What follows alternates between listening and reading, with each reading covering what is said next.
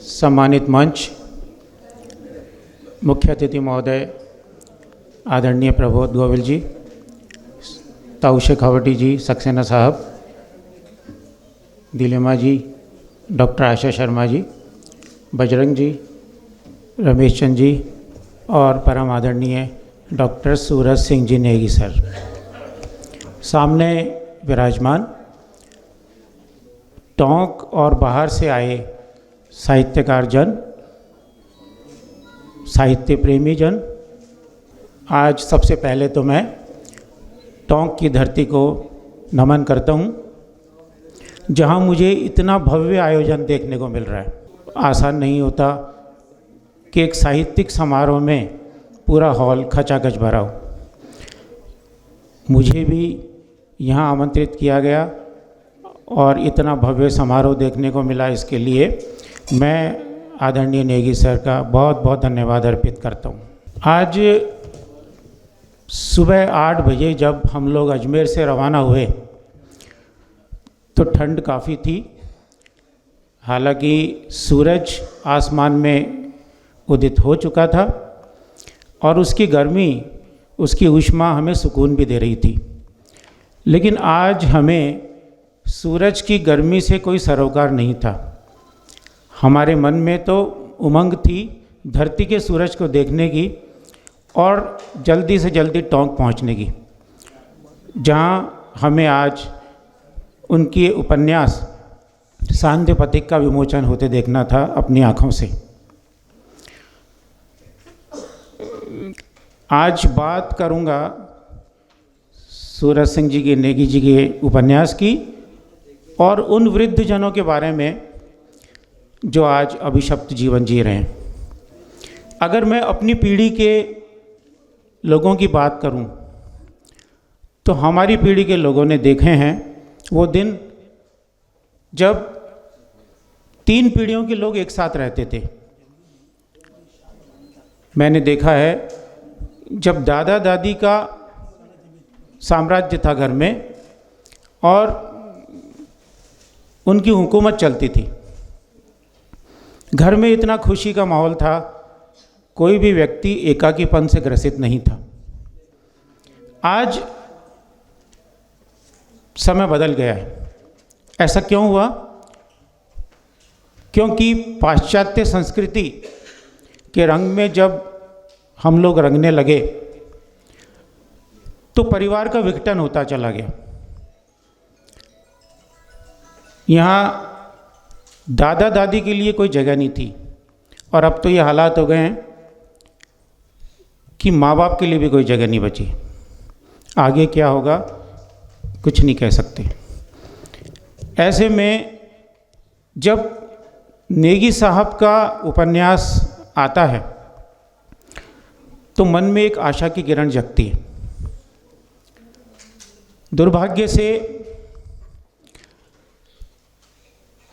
सबसे अधिक गाज पाश्चात्य संस्कृति की पड़ी हमारे वृद्धजनों पर, क्योंकि वृद्धजन एक तो शरीर से कमज़ोर होते हैं, उनकी भावनाओं की कोई कद्र नहीं की जाती और वो अपने ही घर में अभिशप्त जीवन जीने के लिए मजबूर हो जाते हैं या फिर वृद्धाश्रम की ओर धकेल दिए जाते हैं। मेरी पीढ़ी के लोगों ने बचपन में कभी वृद्धाश्रम नाम की चीज़ सुनी ही नहीं थी। आज का युवा वर्ग अपने भविष्य की ओर देखता है, लेकिन आज का वृद्धजन एकाकीपन से ग्रसित होकर अपने बचपन के सपने देखता है जब उसे नींद नहीं आती। इस बात को, वृद्धजनों की इस दशा को मैं चंद पंक्तियों में लिखी अपनी एक कविता द्वारा आपको सुनाना चाहता हूँ। बुढ़ापे में बचपन। 70 के पार की उम्र में नींद उड़ जाती है उसकी आधी रात में ही, तो रात घंटे 2 घंटे विचारों की चलती है आंधियाँ। उसके मन मस्तिष्क में प्रकट हो जाता है बचपन, दिखाई देते हैं माँ बाबूजी। स्कूल का कक्षा कक्ष गुरुजी की सीख और पतंग उड़ाते हाथ। न जाने कब कब की कौन कौन सी यादें हो जाती हैं गड्ढमड। उसे लगता है जैसे मुक्त हो गया है वह बुढ़ापे से, विचरने लगता है, खो सा जाता है बचपन के दिनों में। मिल जाती है निजात उसे घुटनों के दर्द से, बीपी शुगर की गोलियों से। चेहरे की झुर्रियाँ नहीं दिखती उसे दर्पण में, काले भी दिखाई देते हैं बाल, और चिंताएं तो एकदम फुर। लेकिन अचानक आंख लग जाती है उसकी, फिर सुबह होती है, लौट आता है वह अपने घर के गलियारे में अगली रात होने तक। तो आज वृद्धजनों की यह दशा है। एक बात समझ में नहीं आती कि सर्वाइवल ऑफ द फिटेस्ट का ये नियम हमारे वृद्धजनों पर क्यों लागू किया जा रहा है। बच्चों के लिए तो आज भी माँ बाप भगवान की तरह होते हैं ना।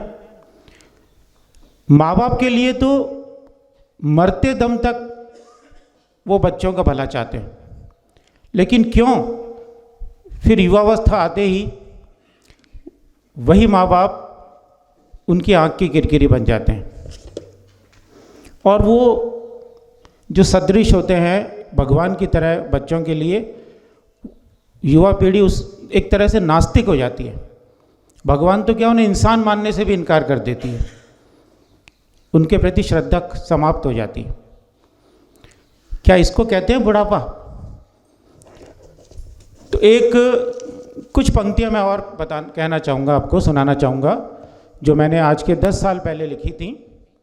कोई नहीं चाहता बुढ़ापा, किंतु जो भाग्यशाली जल्दी मरते नहीं, देखते हैं वही बुढ़ापा। कौन जल्दी मरना चाहेगा? संभवतः कोई नहीं। पर क्या अभिशाप है बुढ़ापा? नहीं, वह आराम है, ठहराव है, एक पड़ाव है, और है जीवन की शांति। जीवन की शान है बुढ़ापा, अनुभवों की खान है बुढ़ापा, गुजरे पलों का बुखान है बुढ़ापा। माना बुढ़ापा घास रहित मैदान है, लेकिन जवानी भी तो तपता रेगिस्तान है। बेशक बुढ़ापा जीवन की ढलान है, किंतु चढ़ाई में भी कहाँ आराम है। बुढ़ापे की पहचान है झुर्रियाँ, बुढ़ापे की पहचान है कमजोरी। बुढ़ापा मजबूरी है, बुढ़ापा अवांछित है, बुढ़ापा पीड़ाजनक है, किंतु यह एक पक्ष है। बुढ़ापे की पहचान है अनुभव, बुढ़ापे की पहचान है संचित ज्ञान।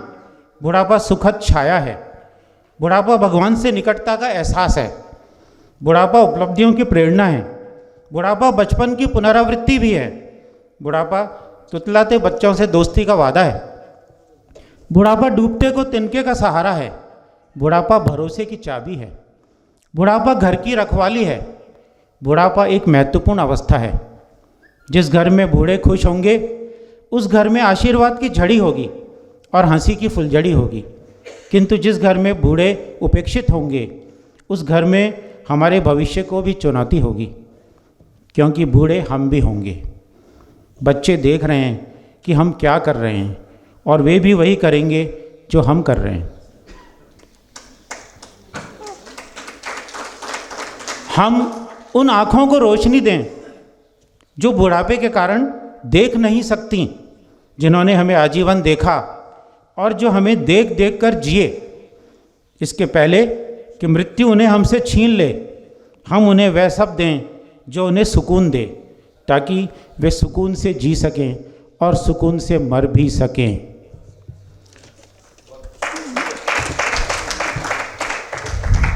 मैं सौभाग्यशाली हूँ कि आदरणीय नेगी सर ने आज के 7 दिन पहले सांध्य पथिक अपना उपन्यास मुझे डाक से भेजा, और इस अल्प समयावधि में मैंने उसे पूर्ण तन्मयता से पढ़ा और समीक्षा भी लिखी।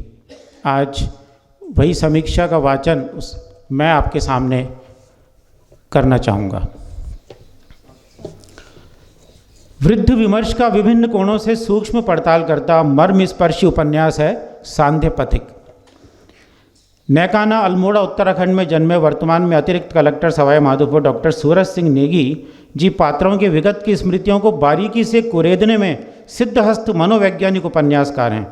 वे आदर्श समाज की स्थापना के चितेरे, शोषितों के दुखों को आत्मसात करते हुए कटु यथार्थ का हर हालत में आदर्शोन्मुखी समाधान चाहते हैं। साथ ही सुदृढ़ समाज की परिकल्पना के पोषक हैं, जहाँ ईमानदारी, सच्चरित्रता, कर्तव्यपरायणता व भाईचारा जैसे समाज के मजबूत स्तंभों के सहारे मानव जाति को सभ्य एवं उन्नत बनाने के मार्ग पर ले जाने के प्रबलतम पक्षधर हैं। पाती अपनों को के प्रणेता डॉक्टर नेगी जी अपने 5वें उपन्यास सांध्य पथिक में अतीत की घटनाओं तथा उनके प्रति संतान के मानवता विहीन रवैये के साथ उसका संभावित समाधान भी प्रस्तुत करते हैं। आज समाज में वृद्धों के प्रति जो उदासीनता पसरी है, उसने निस्संदेह मानवता को हद दर्जे तक कलंकित किया है। वस्तुतः यह स्थिति समाज में अपनों द्वारा उपेक्षित मौन का घिनौना एवं विकृत स्वरूप है, जो हर हालत में अक्षम्य है, को उपन्यास का केंद्रीय विषय बनाने वाले डॉक्टर नेगी जी उपन्यास के मुख्य नायक सोमबाबू के माध्यम से समाज को एक स्पष्ट संदेश देने में सफल रहे हैं। अधिक समय नहीं हुआ जब 3 पीढ़ियां बड़े मज़े से एक साथ रहती थीं, बच्चे, उनके माँ बाप और दादा दादी। बच्चे माँ की उंगली पकड़कर चलते जरूर थे, लेकिन उन्हें दादा दादी की गोद भी भरपूर नसीब होती थी। बच्चों के कान दादा दादी नानी के मुख से कहानियाँ सुनने को उतावले रहते थे। बच्चों के लिए जितनी माँ जरूरी होती थी, उतनी ही दादी और उसके दादा। दादा दादी से बच्चे प्यार करते तो उनसे डरते भी थे। घर में दादा दादी का ही आदेश चलता था। समय के चक्र का इन रिश्तों पर कालांतर में ग्रहण लग गया। पहले बच्चों से दादा दादी दूर कर दिए गए और अब संस्कारहीनता के चलते वयस्क बच्चों ने खुद माँ बाप को ही दूर कर दिया। माँ बाप एकाकी जीवन जीने लगे और दादा दादी को वृद्धाश्रमों में शरण लेनी पड़ी। इन्हीं सब बातों की पड़ताल करता है उपन्यास सांध्य पथिक। उपन्यासकार ने अपने उपन्यास में कई ज्वलंत प्रश्न उठाए हैं, जैसे क्या वृद्धजन सामान की कोई निर्जीव गठरी हैं जिसे जब इच्छा हुई यहाँ वहाँ धकेल दिया? इस बुढ़ापे में न जाने कितना बड़ा पेट हो गया है जो भरता ही नहीं। न जाने एक दिन में कितनी ही बार मरते हैं अभागे वृद्ध। हमारे बुजुर्ग अपने ही हाथों बनाए आशियाने के किसी कोने में सिर छुपाने के लिए जगह तलाश रहे हैं। क्या परिवार के बड़े बूढ़ों के पास बच्चों का बतियाना समय की बर्बादी है? हम जहाँ रह रहे हैं वहाँ नीरसता नहीं, भावनाओं की आवश्यकता है। लेखक ने वृद्धजनों के त्याग व टूटने की कहानी का मनोवैज्ञानिक विश्लेषण चंद पंक्तियों में कुछ यूँ बयां किया है। जानते हो, एक इंसान अंदर से कब टूटता है? जब वह अपनों से बहुत सी अपेक्षाएं पाल लेता है, उनकी खुशियों के खातिर अपना सब कुछ न्यौछावर कर देता है। अपना सुख चैन, पसंद नापसंद, वह हाड़ मांस का पुतला अवश्य होता है, लेकिन उसके अंदर का इंसान सदैव अपने घर परिवार, बच्चे, गृहस्थी तक ही सीमित होकर रह जाता है। इन सब के लिए सोचने और कुछ करने में उसे जो आनंदानुभूति होती है वह अवर्णनीय है। न सर्दी देखता, न गर्मी और न बारिश। वह तो केवल और केवल अपनों के लिए खुशियाँ तलाशता रहता है। उसकी अपनी कोई चाहत, कोई इच्छा जैसी होती ही नहीं है। लेकिन जब उसे कड़वी सच्चाई का सामना करना पड़े, उसे आईना दिखा दिया जाता है, पर तब तक बहुत देर हो चुकी होती है। वह एक लौटे हुए मुसाफिर की तरह बीच चौराहे पर आ तो जाता है, लेकिन उसके लिए सभी रास्ते तब तक बंद हो चुके होते हैं। वृद्धजनों की पीड़ा को समझने के लिए निम्न उदाहरण द्रष्टव्य है। रिटायर्ड व्यक्ति शायद उम्र के बंधन से इतना नहीं थकता जितना उसे एहसास करा दिया जाता है कि वह रिटायर हो चुका है, अब उसकी कोई ज़रूरत नहीं है। निम्न संदर्भ वृद्धों के महत्व को प्रतिपादित करने में समर्थ है। हम ढलती सांझ के सूरज ही सही, लेकिन कभी देखा उस सूरज को जो अपनी किरणों से पूरे आसमान को सुरमई कर देता है? वहाँ एक विश्वास होता है, जीवन जीने की आशा होती है, और उन किरणों से आने वाला प्रकाश पूरे जगत को विश्वास दिलाता है कि डरो मत, कुछ ही देर का अंधेरा है, जल्द ही उजास होगा। प्रत्येक वृद्ध ज्ञान और अनुभव की एक चलती फिरती पाठशाला थे। कितना अभागा होगा वह परिवार और समाज जिसने इन अनमोल हीरों को ठोकर मारकर वृद्धाश्रम तक पहुंचा दिया। स्थिति यदा कदा इससे उलट भी हो सकती है, जब सेवा एवं देखभाल के बावजूद वृद्धजन बच्चों की भावनाओं को समझे बगैर उनमें दोष निकालना आरंभ कर देते हैं और अपनी बात थोप देने का प्रयास करते हैं। सभी बच्चे और परिवार एक जैसे नहीं होते। वहाँ अपनों से बड़ा सम्मान मिलता है, उनकी बुजुर्गियत के मायने हुआ करते हैं, लेकिन कोई बुजुर्ग बच्चों की सेवा टहल में ही सदैव कमी ढूंढता रहे तो इसमें दोष भला बच्चों का थोड़े ही है। बच्चे पैदा क्या हुए, उन पर अनेक बंदिशें लाद दी गई। ये करो वो करो, यह न करो, यहाँ जाओ वहाँ न जाओ। बच्चों को लेकर अपनी अलग ही दुनिया बसा ली। संवेदनाएं क्या होती हैं, पारिवारिक प्रेम क्या होता है, यह तो कभी सिखाया ही नहीं। और अब कह रहे हैं कि बच्चों ने हमारी भावनाओं को न समझा। आखिर बच्चों की संवेदन शून्यता के लिए जिम्मेदार कौन है? क्या अकेले बच्चे ही हैं या माँ बाप भी उसमें भागीदार हैं? संयुक्त परिवार प्रथा का विघटन, रातों रात तमाम सुख सुविधाओं को प्राप्त कर लेने की प्रवृत्ति, अपनी इच्छाएं बच्चों पर थोप देने का चलन, अपनी जड़ों से जुड़े रहने का प्रगति में बाधक मानना, क्या यह वो कारण नहीं जो समाज में एकाकी प्रवृत्ति और संवेदन शून्यता के लिए जिम्मेदार हैं? कई बार माँ बाप और बच्चों के बीच गलतफहमी पैदा हो जाती है, जिससे भी उनके बीच की दूरी बढ़ती चली जाती है। और यह भी हो सकता है कि बेटे अपने माँ बाप को अधिक समय नहीं दे पाते, दूसरी तरफ माँ बाप उसे अपना तिरस्कार समझ बैठते हैं। बस यहीं से मानसिक द्वंद्व शुरू हो जाता है, जिसे समय रहते ठीक न किया गया तो यह घरों में अशांति का कारण बन जाता है। बुढ़ापा एक तरह से बचपन की पुनरावृत्ति होती है। यह बात समझ में आने पर नई पीढ़ी का नज़रिया बदल सकती है, क्योंकि आज के युवा बचपन के उस दौर से गुजरे हैं और आगे उन्हें भी पुनः इसी स्थिति से गुजारना पड़ेगा। बुढ़ापा व्यक्ति को बचपन में ले जाता है। कई बार बाल मन की चपलता, जिद वृद्धावस्था आते आते इंसान में समाहित हो जाती है। इसीलिए वृद्धों को बच्चों की तरह देखभाल और प्यार की ज़रूरत होती है।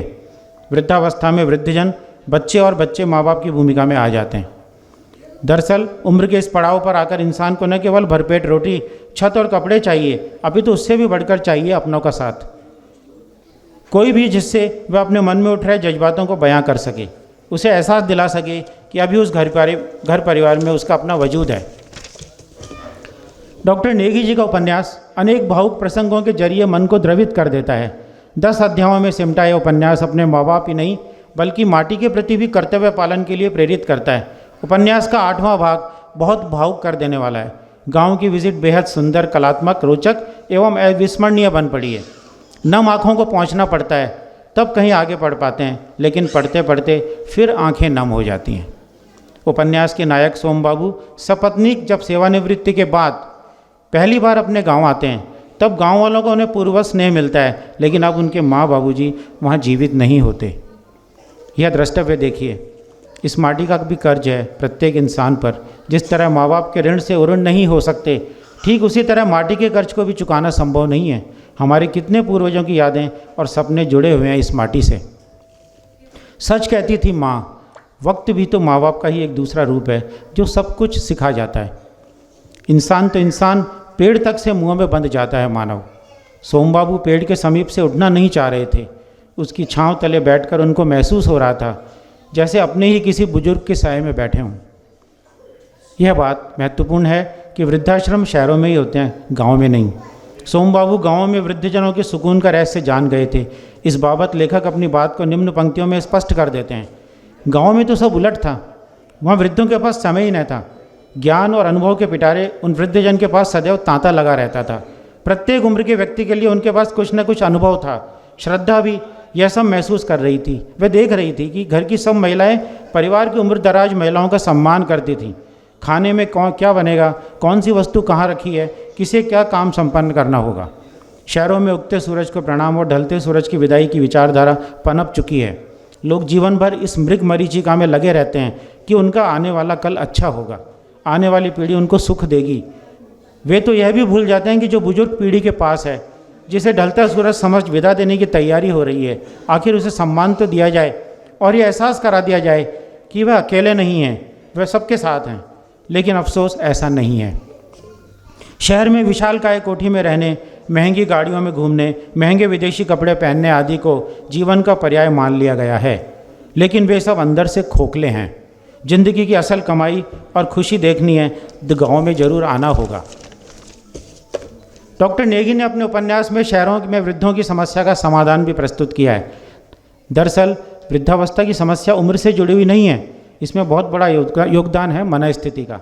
यदि वृद्धजन क्रियाशील रहें, समाज की मुख्य धारा से जुड़े रहें, उन्हें अपनों का प्यार अपनापन मिले, उनके अनुभवों पर युवा पीढ़ी चले, तो शायद वृद्धजन समस्या से एक हद तक छुटकारा मिल सकता है। लेकिन उम्र के एक पड़ाव के पश्चात जीता जागता इंसान, जिसके भीतर भावना, करुणा, संवेदना, इच्छा है, इसे भुला दिया जाता है और मात्र वस्तु समझने की भूल की जाने लगी है, वह भी बेकाम की। इसी मानसिकता के चलते आज अनेक घरों में वृद्धजन अपमान का घूंट पीने को मजबूर हैं। जहाँ परिवार के प्रत्येक सदस्य की अपनी पसंद नापसंद है, रहने को अपना कमरा है, भोजन में उनकी पसंद का ख्याल रखा जाता है, यहाँ तक कि पालतू जानवर के लिए भी खाने पीने रहने और ज़रूरत का ख्याल रखा जाता है। लेकिन वृद्धों की तो जैसे कोई इच्छा भावना है ही नहीं। वह तो जैसे सामान के कोई निर्जीव गठरी हो, जिसे जब इच्छा हुई यहाँ वहाँ धकेल दिया, जिसे घर में एक बोझ समझने की मानसिकता सबके जहन में घर कर जाती हो। वृद्धाश्रम में दूसरी श्रेणी के लोग हैं जिनकी दुनिया रंगहीन हो गई है, और दूसरी तरफ गाँव में प्रथम श्रेणी के लोग हैं जिनके पास यद्यपि बहुत अधिक धन संपदा नहीं है, जो समस्त जिम्मेदारियों से मुक्त हैं, लेकिन आज भी उम्र के इस पड़ाव में वे क्रियाशील हैं। समाज में एक प्रतिष्ठित स्थान प्राप्त है, उनको यह आभास नहीं होने दिया गया कि अब वे बेकाम के हैं। उलट यही लोग अधिक क्रियाशील और मस्त लगते हैं। युवा पीढ़ी के लिए बुजुर्ग सच्चे मार्गदर्शक हितैषी हो सकते हैं, तो वृद्धजन के लिए युवा शक्ति उनके छोड़े गए अधूरे सपनों को पूरा करने का माध्यम। वृद्धों को यदि इनका खोया हुआ आत्मविश्वास लौटा दिया जाए तो खुद वे जी उठेंगे। निष्कर्ष में शांति पथिक को वृद्ध विमर्श पर संपूर्ण उपन्यास कहा जा सकता है, क्योंकि वृद्धजनों की सामाजिक स्थिति के विभिन्न कोणों से सूक्ष्म पड़ताल की गई है। इसमें मुख्य आदर्श पात्रों सोमबाबू व श्रद्धा के इर्द गिर्द घूमते कथानक द्वारा कई अन्य चरित्रों के साथ वृद्धाश्रम के कुछ वृद्धजनों का भी बखूबी चरित्र चित्रण है। उपन्यास में संवादों के माध्यम से कथानक निरंतर उत्कर्ष की ओर बढ़ता है। भाषा शैली सरल सुबोध प्रभावी है तथा संवाद तर्कसंगत भावपूर्ण व एवं सारगर्भित हैं। निश्चय ही उपन्यास अपने उद्देश्य में पूर्ण रूप से सफल हुआ है। पुस्तक का आवरण पृष्ठ बहुत आकर्षक है तथा मुद्रण श्रेष्ठ है, जिसमें प्रूफ की त्रुटियां नगण्य हैं। चूँकि उपन्यास समसामयिक तथा आधुनिक परिवेश पर आधारित है, अतः आज की युवा वयस्क प्रौढ़ पीढ़ी के लिए प्रेरक व समाज को बदलने का आह्वान करता है। आवश्यकता है इसे घर घर पहुँचाया जाए। यह तभी संभव है जब इसे स्नातक एवं स्नातकोत्तर पाठ्यक्रम में सम्मिलित किया जाए। एक बार मुझे धैर्यपूर्वक सुनने के लिए और यहाँ बुलाने के लिए सम्मानित मंच का बहुत बहुत आभार। धन्यवाद।